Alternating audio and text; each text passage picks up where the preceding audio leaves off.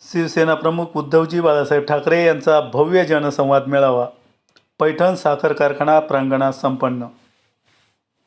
संत एकनाथ सहकारी साखर कारखान्याचे चेअरमन CA सचिन भैया घायाळ यांचा त्यांच्या कार्यकर्त्यांसह उबाठा या शिवसेनेमध्ये प्रवेश. श्री संत एकनाथ सहकारी साखर कारखाना पैठण येथे माजी मुख्यमंत्री उद्धव बाळासाहेब ठाकरे यांचा भव्य जनसंवाद मेळावा संपन्न झाला.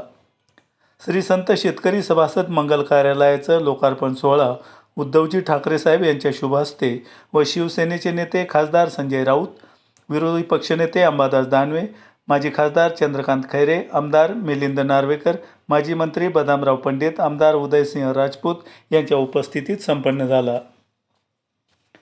या लोकार्पण सोहळ्याचं औचित्य साधून एक साखर कामगाराचा मुलगा सर्वसाधारण कुटुंबातील सीए होऊन संत एकनाथ सहकारी साखर कारखाना बंद पडलेला चालवायला घेऊन चेअरमन झाला व उत्तमरित्या कारखाना चालवला. आज कारखान्याच्या पुढील भविष्यासाठी शिवसेना उद्धव बाळासाहेब ठाकरे या पक्षात लोकार्पण सोहळ्याचं औचित्य साधून आपल्या शेकडो कार्यकर्त्यांसह या शिवसेनेत प्रवेश केला व शिवसेनेचे शिवबंधन हाती बांधलं. या कार्यक्रमाचं आयोजन सचिन भैया घायाळ यांनी केलं होतं.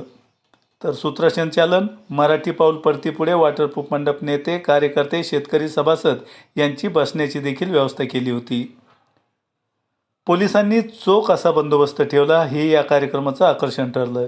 या संवाद मेळाव्यानिमित्त शिवसेना प्रमुख उद्धव ठाकरे यांनी शेतकरी विरोधी सरकारचा चांगलाच समाचार घेऊन कडाडून टीका केली. यापुढे शेतकरी व त्यांचे सभासदांचे हिताचे काम करू असे सांगितलं.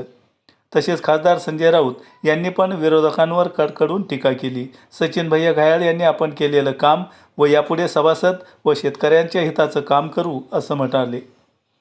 जनसंवाद मेळावा व पक्षप्रवेशाला भर पावसात हजारोच्या संख्येने महिला व कार्यकर्ते, शेतकरी सभासद मित्र, पक्षाचे कार्यकर्ते, आघाडीतील कार्यकर्ते, सचिन भैया घायाळ मित्रमंडळ, शिवसेना उबाठा, शरदचंद्र पवार राष्ट्रवादी काँग्रेस मित्र पक्षाचे कार्यकर्ते असे अनेक मंडळी या कार्यक्रमाला उपस्थित होते.